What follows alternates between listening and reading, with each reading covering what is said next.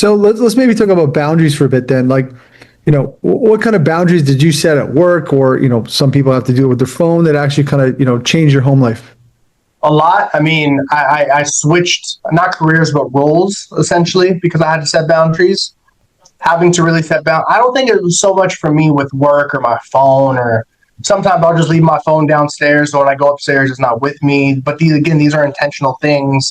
A lot of the boundaries we had to set, and I say we because I know me and my wife both had to do it, was with people, with friends, with family, with anything that was draining of our energy and not pouring back into us, right? And us being away from our village or our tribe in Los Angeles for the past almost 3 years has really given us an appreciation of being with just the six of us. Because now the boundaries that we maybe didn't want to implement or were scared to because we didn't want to ruin those relationships, they've naturally happened, right?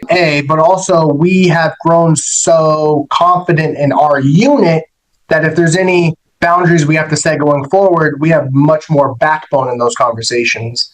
An easy one that I think a lot of people can relate with, and I think you touched on it earlier, is our parents. Just because you raised me a certain way doesn't mean I'm raising my children the same way. We had to have some tough conversations. I'm biracial. My mother's white. My father's black. My children are black, white. They're a whole bunch of stuff.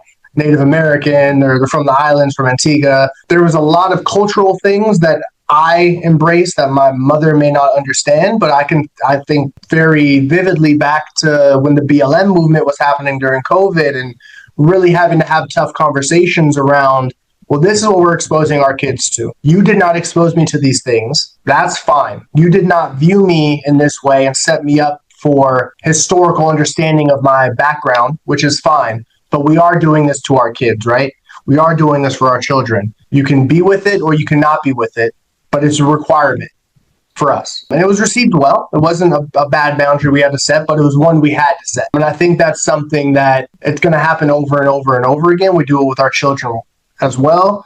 So I think it's just an understanding. Again, it starts with the unit, and you need to communicate so you guys are on the same path, under the same understanding, and kind of the same mindset of what boundaries are we going to set and why, and sticking to that why. And I think that's a very important piece of it, because you can't be available to everybody all the time, especially in the way that they think, the way that they may feel entitled to your time or your space or your energy. Your family has that, your children have that unconditionally, and they should. So you need to set the boundaries around you that allow that to take paramount and to take place.